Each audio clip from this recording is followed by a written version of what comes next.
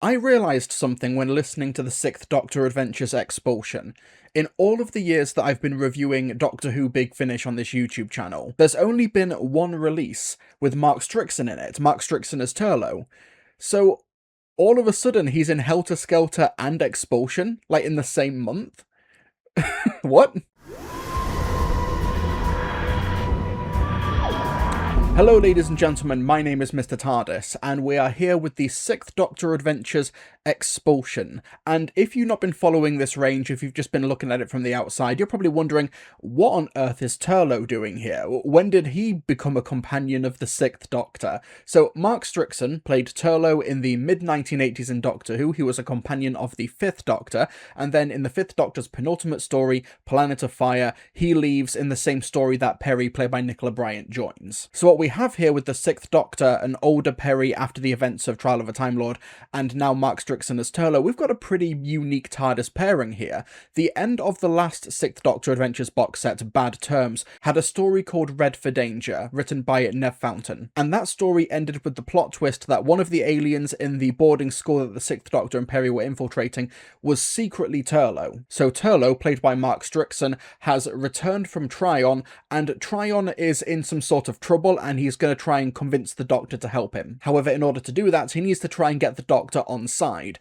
and the Sixth Doctor is a lot more irritable than his predecessor. He's a lot harder than the Fifth Doctor that Turlough traditionally knew, so it's going to be quite an effort to convince the Sixth Doctor that the guy who is uniquely known for being the companion who tried to kill the Doctor should be trusted. So with the Sixth Doctor Adventures Expulsion, we have a trilogy of stories here. The Reckoning by Nev Fountain, A Crucible of Queens by Lisbeth Miles, and The Curse of the Dwagar by Julian Richards. This is a trilogy of historical stories. I do like my historicals, but I do prefer stories set in the future. I do prefer my Doctor Who to be a bit more sci-fi. So having a trilogy of historical stories, bit of a harder sell. However, let's just talk about Expulsion, starting with The Reckoning by Nev Fountain. This picks up immediately where Nev Fountain's own Red for Danger from the previous box set left off. Turlough is settling in once again as a passenger on the TARDIS. He's even returned to his old bedroom. However, the TARDIS gets stranded in the path of a neutron star,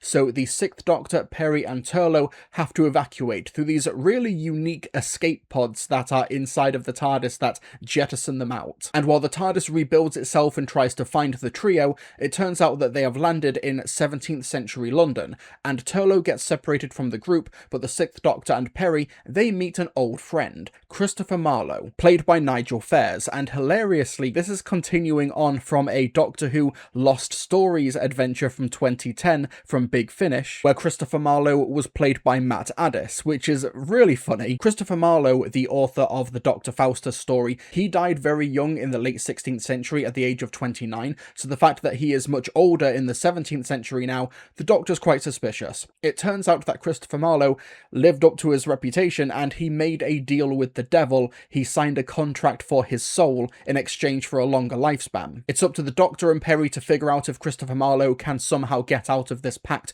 which could be extraterrestrial in nature, and just where on earth has Turlough disappeared off to? This doctor says you're the kind of person to sniff the wind and pick a side. That may have been the old me, but I'm a different person now. Unfortunately for you, the doctor's a different person too. That's the drawback of having a friend who can only survive by growing a new personality. I have a theory. I think each version of the Doctor tries to learn the life lessons of the previous one as a survival mechanism. But all the lessons he learns are contradictory. So you end up with lots of Doctors with completely different attitudes on life. I think you've got something there. I met another version of the Doctor once, an old, white-haired man. They didn't look like they could agree on anything. I think our last Doctor was just too nice, and he ended up dying on the floor of the TARDIS. So the next one became less trusting. Oh, you should have seen him at the start, just after he regenerated. He was so suspicious. He thought I was an alien spy. First things first with The Reckoning. What I really like about Nev Fountain's stories is that he seems to be one of the few Big Finish writers who is uniquely prioritizing the characterization of the people that he's writing for.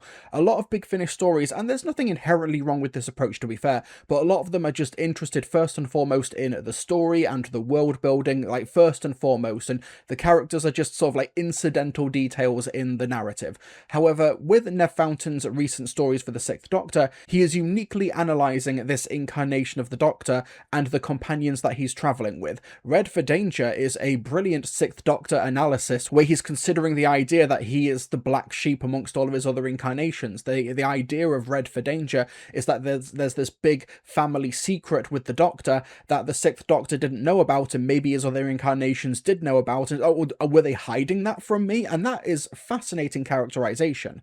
And for The Reckoning, the story itself doesn't actually start for a good 10 to 15 minutes because they're talking about Turlough reclimatizing to being part of this TARDIS team, and Perry, played brilliantly by Nicola Bryant, trying to ease him back into adventures with the Doctor and basically just trying to make him feel welcome and comfortable, because a lot of time has passed for Perry since she first met and then said goodbye to Turlough. And whether or not the Sixth Doctor can trust Turlough after all of this time, that's basically the backbone of this entire box set. That ultimately does kind of work as a bit of a detriment for the box set overall, but as a starting point for the Expulsion box set, it's a really strong opener. However, when it comes to the actual plot itself of The Reckoning, the Christopher Marlowe aspect and the aliens that he's done a deal with the devil for, conceptually interesting, but then it does end up sort of just regurgitating these themes from the 1980s of Doctor Who, with Turlough possibly betraying the Sixth Doctor and doing a deal in order to kill him. Like, that, you know, it's an interesting starting point, but then when you listen to Expulsion in hindsight, it just does read as quite repetitive because all of the stories in this box set are like that. I will say, Tess, played by Eve Winters, who's this barmaid in the 17th century who Turlough becomes friendly with, I thought that was a really, really strong performance, and I just love how go for broke she goes in the second part of the story. And the ultimate plot resolution as to what is happening with this alien plan, I thought that was really uniquely fascinating. I actually thought it was a twist that I didn't remotely see coming, and I really, really enjoyed that. For me, The Reckoning was the strongest story of the box set. It was a really strong start to it. I just think that it is hampered somewhat because of the following two stories basically picking up on the exact same themes and the exact same ideas. Which takes us to A Crucible of Queens by Lisbeth Miles. This is a very dense historical story. It's more akin to something like Marco Polo and the Massacre than it is, let's say, The Time Meddler. It's a pure historical set in 15th century France, where the Doctor and Turlough find themselves aligned with the opposing factions of this conflict. I know very little about French history, I do apologise, so I am just taking from the plot blurb here. Turlough befriends Charles, the Dauphin of France, while the Doctor is tasked with healing his father, King Charles VI. And you essentially have the Doctor and Turlough on opposing sides of this historical family dispute. Does the king ever leave his rooms? Rarely. Mostly he doesn't want to. Now you must be calm with him. Do not raise your voices. His delusions can make him very agitated. Here he is. Is he asleep? Maybe we should come back later. No, he often spends the day in bed. Let me approach first. Charles? Charles, my love. We have visitors. Stop there! You must not touch me. I shall break Isabeau. Oh, how will my touch harm you? I will shatter into 1,000 pieces. I will shatter. Your Majesties, if I might speak, it seems His Majesty believes he's made of glass. I dare not allow anyone near me. The slightest pressure, and I shall be no more. First thing I want to note in A Crucible of Queens, I really liked the incidental music for this one. I think Leon Paris did a terrific job making it feel like a big, grandiose, epic historical saga, which this basically is. The story, my understanding, is that it took place over the course of several years and decades, and Doctor Who does its characteristic thing of just compressing all of these big historical events down to a couple of days and a couple of weeks and months. I also really like these Sixth Doctor stories where you listen to it and you think, if this had been the early era Sixth Doctor of him being so grumpy and very loud and aggrandizing, then he would have had his head chopped off by the end of part 1. Whereas here, he's tasked with healing King Charles VI, who has what was basically now known as schizophrenia and very, very poorly mentally. And the Doctor just goes to the family and says, there's nothing I can do for him. You need to make him comfortable. You need to look after him as best you can. But really, there's nothing that I can do despite being a doctor. And the way he's really mellowed over the years, partly because of the influence of companions like Evelyn and like an older Perry, I think that characterization really comes to the forefront, and I just love listening to it. An interesting thing to note as well is that this story was recorded in early to mid 2021, so lockdowns were still happening during the COVID pandemic, and as a result, Big Finish were able to get a lot of French voice actors who are able to add a degree of legitimacy to their portrayals. And I think overall that is a net good for the story. The dynamic between Turlough and Charles, played by Narayan David Hector, is a really compelling one. Writer Elizabeth Miles has done a really good job with the writing, the characterization, and especially the dialogue.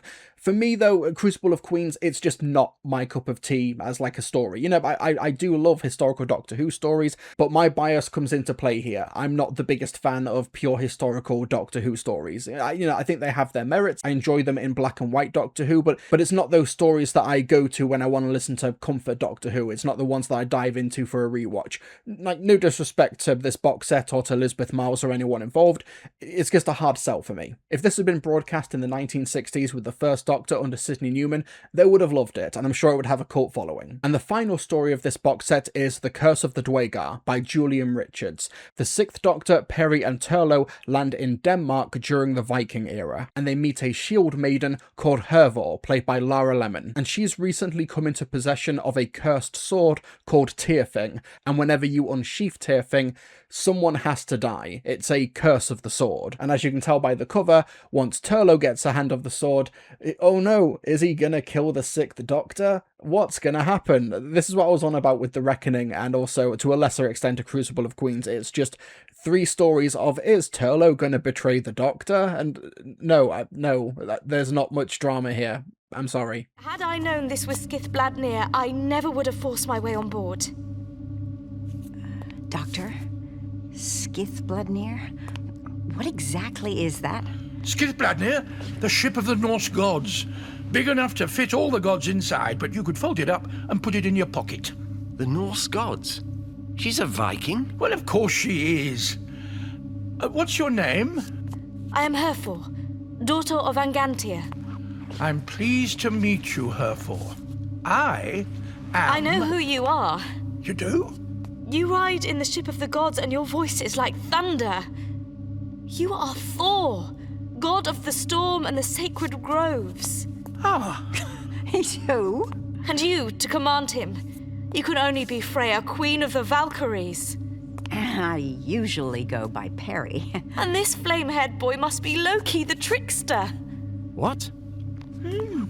Well, I think we should be able to shelter you from the storm if you agree not to stab Loki. I don't want to sound too flippant, because The Curse of the Dwagar does start really, really strongly. I love how Herfor turns up and mistakes the Doctor, Perry and Turlough for Thor, Lady Freya and Loki respectively. She thinks that these are the gods, basically, of Norse mythology. And I think there's some really cool ideas in the story. You've got this storm brewing around Denmark, but there's no visible thunder or rain, which is a really evocative image. I think that Perry and Hervor have a brilliant dynamic, especially Perry being a warrior queen for so long prior to her returning with the Sixth Doctor in Big Finish. I think that's a really cool touch. And there's a particular wrinkle to Colin Baker's performance as the Sixth Doctor in the second second half of this story that is really, really fascinating. I loved listening to the performance and how it unfolds over the course of the story. Really, really great stuff. I think I thought that was really unique and great. But unfortunately, the Curse of the Dwagar does come down to,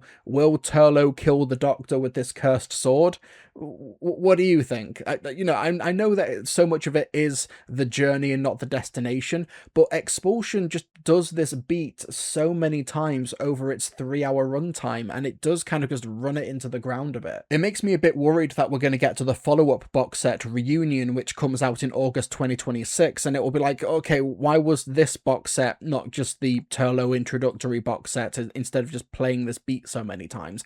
There is some really good character stuff here. I think that Mark Strickson also does a good job with the material, but this is the same material that he was given in the 1980s, and I want to see the character move beyond that. I think that having the Sixth Doctor not trust Turlough because he's just a different incarnation than what he's used to is a great idea. It just doesn't sustain over the course of the box set, or at least it doesn't sustain in these 3 particular stories, especially because The Reckoning and A Crucible of Queens separates the Doctor and Turlough for so long. Now, I understand that means that Turlough is away from the Doctor's influence, which means that he could be prone to corruption, or he could have his actions be misinterpreted at a distance by the Doctor and Peri, but there's only so many times you can repeat those beats over the course of a box set. I don't think there's a huge rush to pick up Expulsion. I understand that I'm already a couple of months late in reviewing it, I apologise, but if you're not in a rush, maybe hold off until Reunion and see if this storyline's going in an interesting direction, or maybe you could skip straight to Reunion and skip Expulsion, which honestly feels like a bit of a shame to say, because there is great character work here. It's just, I don't think that the character work here, at least it doesn't sustain. But over the course of the box set, the performances are strong, the music is really, really good, like I mentioned as well, especially in A Crucible of Queens, but I guess it seems to be in service of, will Turlough kill the Doctor?